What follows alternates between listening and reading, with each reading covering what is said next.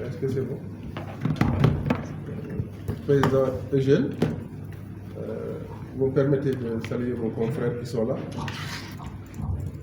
notamment ceux de la presse de la santé et d'autres qui sont parmi nous aujourd'hui pour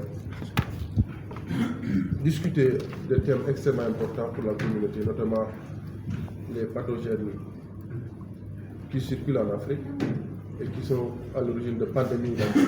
Nous avons également, comme vous l'avez dit, un de nos objectifs également clés sera de visiter nos locaux, parce qu'à l'entame de mes propos, je dirais qu'une des raisons pour lesquelles j'avais préféré quand même, qu'au-delà même de cette rencontre, qu'on puisse visiter les locaux, parce que ce centre qui vous abrite aujourd'hui a été reconnu récemment, il y a de cela 2 ou 3 semaines, par l'État du Sénégal, comme le premier pôle de recherche et d'innovation, qui est une première au Sénégal, et je vais même dire en Afrique, dans le cadre effectivement de ce qui nous concerne aujourd'hui, dans la surveillance sanitaire, globalement, mais également de façon spécifique sur l'utilisation d'outils innovants, en tout cas entre autres la biologie moléculaire, que sont la biologie moléculaire et génomique.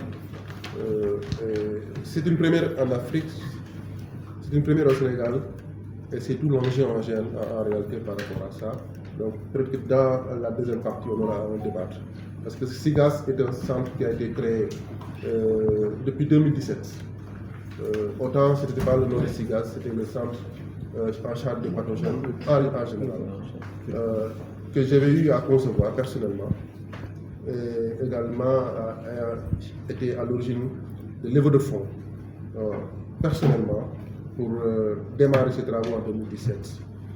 Jusqu'à ce que le virus, en tout cas la Covid-19 arrive, pour accélérer un peu les travaux. Mais c'est un centre qui a été créé par l'initiative d'un Sénégalais,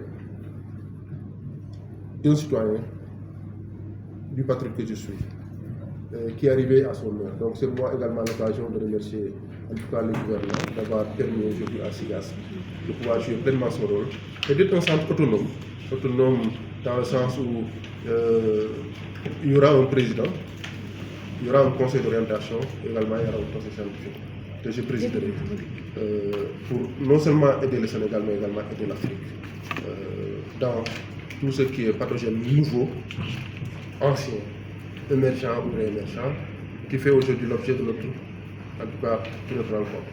Comme vous l'avez si bien dit, effectivement, aujourd'hui, le prétexte c'est le Mpox, le monkeypox, qui est la variante simienne comme le singe, comme vous connaissez, qui est en réalité une zoonose, qui était une zoonose c'est une maladie animale, mais qui, par la force des choses, comme dans le cadre d'autres pathologies sur lesquelles nous allons venir, dans le cadre des enjeux, est devenue une zooanthroponose. Une zooanthroponose parce qu'une maladie animale qui a été transmise maintenant après à l'homme, donc il devient une zooanthroponose. Et c'est dommage, mais c'est aujourd'hui les règles du monde en matière d'émergence. Parce que si vous vous rappelez très bien, récemment on a eu la Covid-19, pour laquelle également les animaux ont été éliminés. Des années avant, nous avions eu la grippe aviaire avec le H5N1 qui a été un peu prédominant en Europe, notamment en France, vers les années 2006.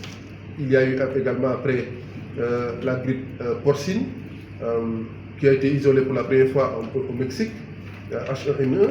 Il y a eu d'autres virus qui circulent. On a eu récemment le cas de chikungunya au Sénégal, mais également en Afrique. Sans oublier effectivement Ebola virus, qui a fait des ravages en Afrique centrale, mais également un peu partout après en Afrique. D'autres virus également sont aujourd'hui à problème. Vous avez le virus du sida, le VIH également. Vous avez les fièvres hémorragiques telles que le virus Crimée-Congo. Et d'autres. Vous avez le virus Marburg également. Bref, il y a pas mal de virus aujourd'hui qui prouvent aujourd'hui que nous vivons avec ces pathologies. Sur le plan des parasites, vous avez également une maladie tellement ancienne, mais qui reste également d'actualité, puisque étant responsable de beaucoup de décès en Afrique au sud du Sahara, notamment le paludisme. Il y a le paludisme, qui est une parasitose, il y a également la bilharziose, qui n'est pas très bien connue, parce qu'il fait partie de ce qu'on appelle les maladies tropicales négligées. Et il y a eu, au-delà des parasites et des virus également, il y a eu la bacille cholérique avec le choléra. Beaucoup de pathogènes ont circulé à travers le monde. Malheureusement, aujourd'hui, on doit vivre avec ces pathogènes-là, de façon endémique, mais également sous forme d'épidémie, comme c'est le cas des mpox. Parce que il y a eu beaucoup de choses qui se passent aujourd'hui. Vous comprendrez avec moi que nos vies ont évolué. Notre proximité avec l'animal a beaucoup évolué. Et c'est tout l'enjeu en réalité. Parce que l'homme, l'animal, nous sommes tous dans un même environnement aujourd'hui. Nous sommes obligés, nous avons été là très proches, mais maintenant, depuis quelques années, nous sommes devenus plus proches. Il y a une essor démographique qui fait qu'aujourd'hui, l'homme est allé très souvent vers les zones forestières, dans les zones où étaient uniquement réservées aux animaux, et ce qui fait aujourd'hui que le contact étroit entre l'homme et l'animal, si vous allez ici au Sénégal, à Sindia, vous avez à Mour, vous avez tout de suite le contact de l'animal, je veux dire des animaux qui mangent avec l'homme, et partout ailleurs. Donc l'homme aujourd'hui utilise la place réservée à l'animal. Il y a également d'autres éléments qui se surviennent, notamment l'immigration. Nous voyons aujourd'hui que le monde bouge. Quelqu'un peut quitter le Sénégal aujourd'hui et être en Chine demain, vice-versa, aller en Asie, en Australie et après-demain, etc. Qui fait que les hommes bougent, les animaux bougent, mais également, malheureusement, les microbes également bougent. Ce qui fait que tout contact entre deux êtres peut être à l'origine de partage de pathogènes, que ce soit des bactéries, des virus, des parasites, des champignons. Et c'est ce que nous constatons aujourd'hui, surtout maintenant avec l'événement que tout le monde connaît, notamment le réchauffement climatique, qui fait qu'il y a l'achèvement de beaucoup de lacs. Les animaux sont obligés de sortir de leurs réserves pour aller chercher de la nourriture, pour aller chercher de l'eau. Et très souvent, c'est à proximité des individus que nous sommes. Et malheureusement, c'est ce contact étroit-là qui fait qu'aujourd'hui, je l'avais dit il y a 5 ans dans le cadre de la Covid-19, malheureusement, les pandémies vont arriver de façon cyclique. On ne le souhaite pas, mais il faudra qu'on se prépare. Parce que le contexte géographique, le contexte humain, même politique aujourd'hui, à l'origine de problèmes. Vous avez aujourd'hui, dans des zones comme aujourd'hui ce qui se passe en Afrique centrale, d'ailleurs d'où proviennent la plupart de ces pathogènes, il y a des zones d'instabilité, que ce soit entre la RDC et le Rwanda par exemple. Vous avez il y a tellement de conflits aujourd'hui qui font qu'il est difficile de contrôler les mouvements de population. L'exode rural non seulement est là, mais les gens sont obligés de se réfugier vers d'autres pays, en masse, des centaines de milliers. Les gens qui ne sont pas ou bien qui étaient dans des programmes de santé très bien figés et rédigés sont obligés de se mouvoir ailleurs où il n'y a pas de programme. Et ce bouleversement, en tout cas, c'est une migration des personnes également, est à l'origine de bouleversement au niveau sanitaire. Parce que si dans un pays, il y a un bon programme de prévention, il y a un bon programme de prise en charge, et qu'il y ait des personnes nouvelles qui viennent s'ajouter en milliers, qui ne sont pas dans les fichiers, qui ne sont pas considérés, vous comprendrez également non seulement que le risque de transfert de microbes d'un milieu à un autre devient facile, mais surtout également la recherche des soins va être un problème. Parce que pour lutter contre cette pathologie-là, il faut des plans de riposte efficaces et rapides. Efficaces et rapides en sens qu'il faut cibler les zones où les personnes sont les plus exposées, en mettant en place de bons outils de diagnostic, en mettant en place en tout cas des systèmes de santé qui peuvent en tout cas prendre en charge les malades graves, etc. Maintenant, s'il y a une modification de l'écosystème qui est à l'origine, en tout cas, de la modification au niveau de la population, il y aura un déficit sur le plan des choses.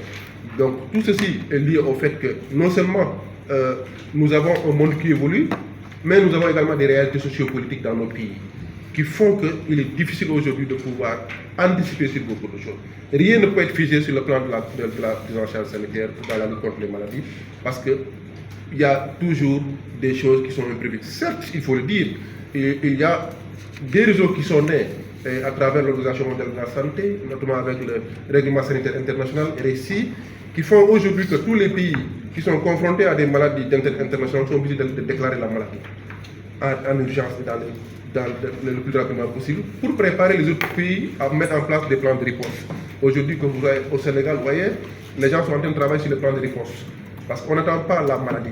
Il faut anticiper sur l'arrivée de la maladie parce que, comme je l'ai dit, lorsque la maladie arrive, très souvent c'est trop tard. Donc il faut boucler, il faut s'organiser pour que non seulement la maladie n'arrive pas, mais que si éventuellement la maladie arrive, qu'on puisse la contrôler et qu'on puisse mettre en place un système qui permettra aux populations d'avoir les soins appropriés. Tout cela est dû au fait donc, que nous avons des enjeux donc, globalement au plan économique, au plan sanitaire, mais surtout également au plan malheureusement de l'écosystème qui font qu'aujourd'hui nous avons ce qu'on appelle les maladies émergentes et les maladies réémergentes. Très souvent on voit des virus nouveaux qui apparaissent. Et heureusement ou malheureusement, ce sont très souvent des virus ou des pathogènes qui ont existé. Mais avec ces modifications de l'écosystème, au fait, du fait également que ces virus étaient chez l'animal et passent par l'homme, il y a des mutants. Et ce sont ces mutants aujourd'hui qui sont à l'origine de beaucoup de problèmes. Parce que les virus anciens que nous connaissions d'habitude étaient très souvent tolérés, même s'il y a toujours des groupes cibles et vulnérables, comme dans le cas du monkeypox, où il y a les femmes enceintes, il y a les enfants, les nourrissons et les enfants du même genre, mais également les personnes immunodéprimées, qui sont surtout, qui ont preuve de système immunitaire efficace pour contrer ces pathogènes-là, surtout ceux qui vivent avec le VIH-Sida. Donc, ce contexte fait donc que les maladies qui étaient censées être des maladies anodines qui passaient naturellement chez l'homme et repassaient sans pouvoir être à l'origine de manifestations cliniques sont devenues des maladies malheureusement graves ou potentiellement graves parce que les cibles humaines sont diversifiées et ne sont pas les mêmes. Il y a également ce qu'on appelle les maladies réémergentes dans le cas de beaucoup de pathologies. Donc il y a les maladies émergentes qui sont très souvent celles qu'on appelle les maladies nouvelles, qui ne sont pas connues, mais des maladies qui ont existé et qui reviennent très souvent. Donnons l'exemple du virus de pâturage, qui est également parmi les zoonoses, qui sont des maladies qui sont là et qui très souvent refont surface par rapport à des contacts entre l'animal, le chien, le chat, etc., l'homme, qui font que, entre autres, nous n'avons plus le choix. Nous devons mettre en place des systèmes performants. Et c'est tout l'importance des perspectives. Parce qu'une maladie, pour pouvoir la contrôler, il faut la connaître. Pour connaître une maladie, il faut connaître l'agent pathogène.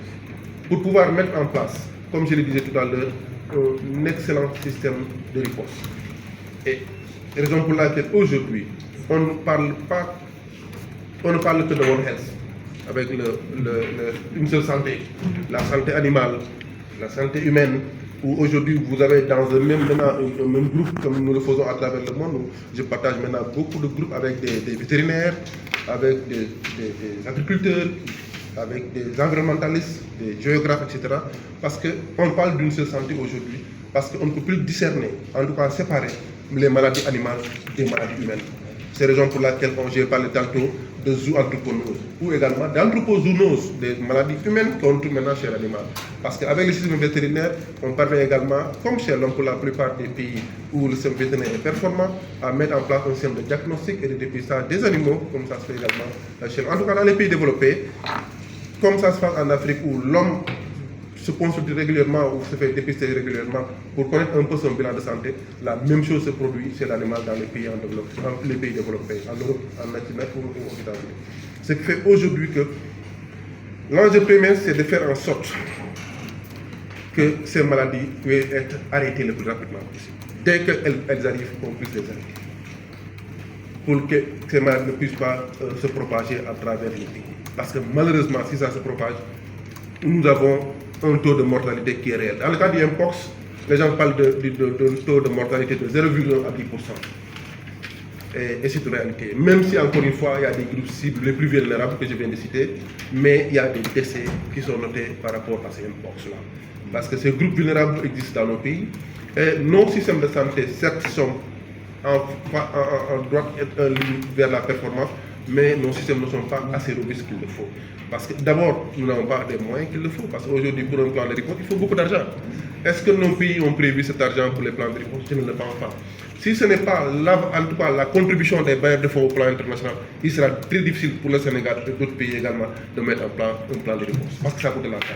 Et c'est pourquoi, pour moi, l'enjeu d'abord, c'est de faire en sorte que sur le plan national, qu'il y ait des fonds disponibles à temps réel, pour qu'à chaque fois qu'il y a des pandémies qui se dessinent à l'horizon, comme dans le cadre du Mpox, comme ce qui se passe avec le Covid-19, comme ce qui se passera dans les années à venir, comme je l'ai dit, nous sommes obligés aujourd'hui d'aller vers l'animal. L'animal vient vers nous, donc ces pandémies entre vos zones vont exister.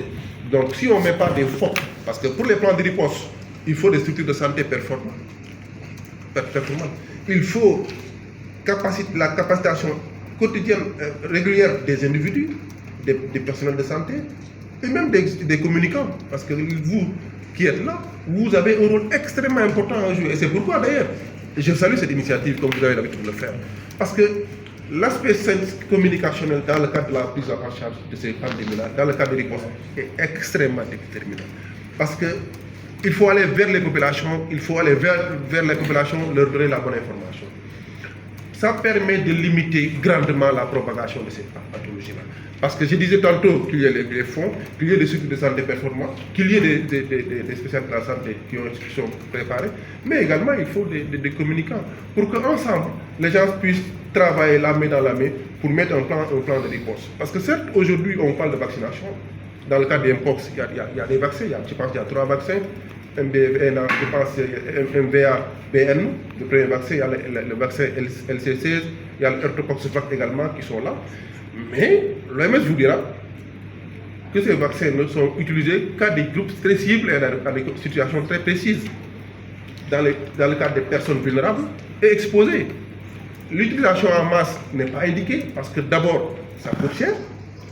Deuxièmement, ces vaccins ne sont pas suffisants au plan mondial. Donc on ne privilégie, et c'est pourquoi la vaccination à l'échelle très souvent n'est pas indiquée dans ce cas de figure-là. Ce qui est indiqué, c'est des systèmes performants de prévention. Et pour cela, là où je dis également, la communication. Parce que pour qu'une personne puisse éviter une maladie, il faut qu'elle puisse identifier les symptômes d'une maladie, il faut que cette personne comprenne quels sont les modes de contamination. Et partant de cela, si vous leur expliquez les modes de prévention, les mesures pareilles entre autres, ça va aller de ce soi. Ce qui fait que donc aujourd'hui, il est important qu'on comprenne ces différents enjeux. Donc l'enjeu préventif, il est là. Et je pense que ça permettra d'abord de bloquer la propagation. Ou bien même si la maladie entre quelque part demain dans un pays, que ce soit le Sénégal ou l'autre, que rapidement ce pathogène soit circonscrit parce que même si la personne n'a pas l'information, l'entourage a l'information. Elle va alerter la personne ou la famille ou même les structures de santé. Parce que dans le cas de figure, il est indiqué en cas de symptômes, si on connaît les symptômes d'une maladie, tel que dans le cas du Mpox, la personne doit immédiatement aller à l'hôpital pour se faire dépister, en tout cas, pris en charge et s'isoler. Si l'entourage connaît également, c'est le rôle de l'entourage de veiller à ce que cette personne également soit mise de côté par rapport à ça. Et cela permettrait de réduire, encore une fois, les risques de propagation, en plus de la vaccination, comme je dis, qui est un facteur extrêmement important mais limité. Et entre autres, il y a beaucoup d'autres facteurs également qui sont en place et qui doivent être de mise pour éviter la propagation. J'ai parlé tout à l'heure tantôt de l'isolement, j'ai parlé également de la prise en charge pour éviter les cas de complications, parce que certes, c'est une maladie qui n'est pas mortelle pour tous les cas, mais elle tue à un certain niveau. Donc à chaque fois qu'une maladie est mortelle, la prise en charge est importante, mais surtout la prise en charge rapide. Donc aller vers les soins, la recherche de soins le plus rapidement possible. Mais dans le cas du pays également, à chaque fois qu'il y a des cas comme ça, faire des systèmes d'alerte, non seulement à travers les réseaux qui existent, à travers, je parlais tout à l'heure de RCI, mais également dans le cadre de la communication mondiale aujourd'hui, ou à travers l'OMS et d'autres institutions internationales. Dans le cadre de l'Afrique, nous avons le CDC Africa, Center for Disease Control, comme nous l'avons en Afrique, nous l'avons aux États-Unis, nous l'avons aujourd'hui en Afrique avec le CDC, qui lorsqu'elle reçoit l'information, va rapidement prévenir les pays environnants pour renforcer notamment le mouvement de population et aller vers un dépistage rapproché de toute personne contact ou bien des personnes accessibles à risque. Et cela permettrait donc encore, comme je dis, non seulement d'éviter de réduire la propagation, et qui dit réduire la propagation va impérativement dire réduire la prévalence éventuelle. Et quand on réduit la prévalence, on va réduire l'incidence de la maladie. Et quand on réduit l'incidence de la maladie, la gravité également n'est pas épargnée et le taux de mortalité risque d'être très faible. Donc c'est pourquoi, pour moi, il est extrêmement important dans le cadre des enjeux qu'on mette un plan de riposte extrêmement important pour arrêter la propagation et éviter la mortalité. L'autre aspect également, c'est par rapport aux outils de diagnostic que nous avons. Et c'est tout l'enjeu également de renforcer le système de santé. Dans des situations comme celle-là, il est extrêmement important qu'on aille vers un plan élargi de diagnostic à l'échelle. Quand je parle à l'échelle, pas uniquement à Dakar, pas uniquement à Thiès, même dans les coins les plus reculés du Sénégal, vous devez pouvoir avoir un élément qui permet rapidement de dépister ou de diagnostiquer. Dépister dans le cadre d'enquête épidémiologique, parce que si on est dans une zone où il y a un cas qui est là, on va pouvoir dépister les personnes environnantes qui ne sont pas forcément malades ou en tout cas qui ont des symptômes, mais le fait de les dépister permettrait d'éviter la propagation de la maladie à travers ces personnes pour lesquelles la maladie n'est pas encore déclarée, parce que la maladie ne se déclare qu'au bout de 4 semaines d'incubation. Donc c'est assez long. Mais quand elle se déclare, c'est sûr que la personne a déjà contaminé d'autres. Donc ce dépistage, il est important qu'on comprenne qu'il nous faut cela. Et malheureusement aujourd'hui, ou heureusement, la Covid-19 a permis quand même de renforcer le système en matière de diagnostic. Parce que la plupart de ces pathologies-là reposent sur des outils moléculaires, notamment la PCR que vous connaissez aujourd'hui. Quand il y avait la Covid-19, les gens disaient on a fait tant de PCR, ça a donné tant de choses, etc. Ça c'est important. Mais qu'on aille vers la vulgarisation de ces outils. Et pourquoi j'insiste là-dessus, c'est que la plupart du temps, sont les zones les plus reculées, où les personnes voyageantes qui viennent avec la maladie et qui n'ont pas accès à des centres de santé, à des centres de référence comme le SIGAS, qui aujourd'hui a été mis en place depuis 2017, en partant de l'événement du virus Ebola. C'est là où on a compris qu'il faut mettre en place des systèmes de performance, de séquençage basés sur la biologie moléculaire, qui nous permettent donc non seulement d'aller vite dans le diagnostic, mais également mettre en place des tests de diagnostic rapide, pour que ces tests soient disponibles à tous les niveaux de l'échelle. Donc c'est tout l'enjeu d'avoir des centres de référence, et aujourd'hui le SIGAS a un rôle à jouer dans cette histoire-là. C'est ce que nous jouons non seulement pour le Sénégal aujourd'hui, mais également pour l'Afrique en tant que pôle de recherche et d'innovation, où aujourd'hui quand même nous avons quand même les plateaux qui nous permettent d'aller vers la recherche non seulement de virus, de pathogènes connus, mais également inconnus. Il est possible aujourd'hui, avec ce que nous allons voir en haut, nos plateformes, d'anticiper sur un virus, une bactérie, un parasite, un champignon nouveau, et vous dire exactement de quoi il s'agit. Comme dans le cadre des enquêtes criminelles, on ne sait pas qui est le tueur, mais avec les tests de biologie moléculaire, tests d'ADN, on peut tout de suite vous dire quel est l'élément incriminé si on a le produit. Donc la même chose également sera faite aujourd'hui d'emblée.